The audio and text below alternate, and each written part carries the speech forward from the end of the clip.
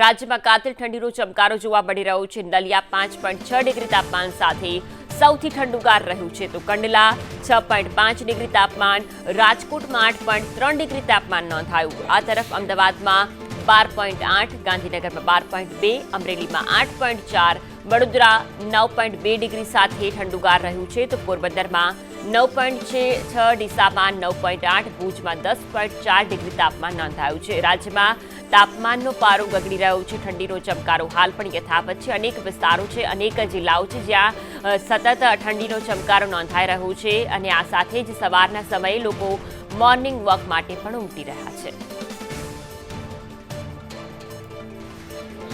અમદાવાદ સહિત સમગ્ર રાજ્યની અંદર ઠંડીનો ચમકારો અનુભવાઈ રહ્યો છે। અમદાવાદમાં તાપમાન 12 ડિગ્રી સુધી પહોંચી ગયું છે, ત્યારે ઠંડીના ચમકારાની વચ્ચે પણ અમદાવાદના ગાર્ડનની અંદર લોકોનો ઘસારો છે જોવા મળી રહ્યો છે, કારણ કે આ જે ઠંડીનો ચમકારો હોય છે તેની વચ્ચે લોકો ખાસ કરીને સ્વાસ્થ્યની તકેદારી સૌથી વધુ રાખતા હોય છે। ત્યારે જોઈ શકાય છે કે જે ગાર્ડનની અંદર આવેલું ઓપન જીમ છે તેની અંદર આ પ્રકારે લોકો એક્સરસાઇઝ કરી રહ્યા છે। મોર્નિંગ વોકર્સ છે કે જે વોક કરી રહ્યા છે, રનિંગ કરતા પણ કેટલાક લોકો જોવા મળી રહ્યા છે। એટલે કે જે ઠંડીનો ચમકારો છે તેની વચ્ચે રક્ષણ તો લોકો મેળવે છે, અલગ અલગ નુસ્ખાઓ અપનાવે છે, પરંતુ સાથે સ્વાસ્થ્યની પણ વિશેષ રીતે તકેદારી જે છે તે લોકો રાખી રહ્યા છે।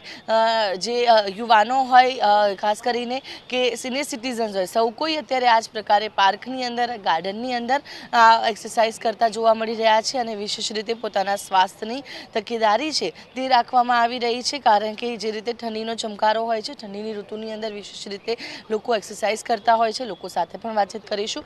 ઠંડીનો ચમકારો ખૂબ જ છે, આપ એક્સરસાઇઝ કરી રહ્યા છો, કેવું લાગે છે? ઠંડીથી બચવા શું કરો છો? ઠંડીથી બચવા કંઈ કરવાની જરૂર લાગતી નથી, એક્સરસાઇઝથી જ ગરમી આવી જાય છે। કેટલું ફિટ રહેવાય છે આખું વર્ષ? આજે ઠંડીમાં એક્સરસાઇઝ કરો, હેલ્થ કોન્શિયસ બનો? સારું લાગે, ઘણું સારું લાગે, બોડી ફ્રેશ રહે છે સવારથી। બિલકુલ, તો જે રીતે લોકો છે કે મોર્નિંગ વોક કરતા હોય છે, સાથે સાથે અલગ અલગ એક્સરસાઇઝ પણ કરે છે અને જે સ્વાસ્થ્યને વિશેષ રીતે તકેદારી છે લોકો રાખતા જોવા મળી રહ્યા છે। અન્ય લોકો સાથે પણ વાતચીત કરીશું। અંકલ, ઠંડીના ચમકારા વચ્ચે કેવું લાગી રહ્યું છે એક્સરસાઇઝ કરીને? એક્સરસાઇઝ કરવા દો પહેલાં પછી।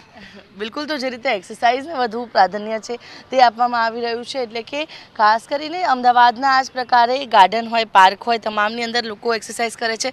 એક્સરસાઇઝ કરીને કેવું લાગે છે? બહુ સારું લાગે છે, અને એ બી સવારે કરીએ તો એક આખો દિવસ ટોનિક એનર્જી મળી રહ્યું છે।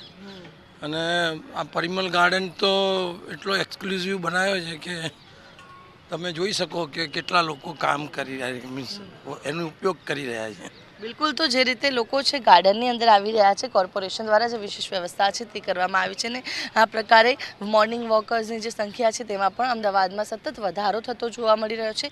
ઠંડીનો ચમકારો તો છે જ, પરંતુ સાથે સાથે જે હેલ્થની પણ લોકો તકેદારી રાખી રહ્યા છે, સ્વસ્થ રહેવા માટે મોર્નિંગ વોક કરે છે, એક્સરસાઇઝ કરે છે અને ઠંડીના ચમકારા વચ્ચે પણ અમદાવાદના ગાર્ડન અને પાર્કની અંદર આ પ્રકારની જે દ્રશ્યો છે તે સામે આવી રહ્યા છે।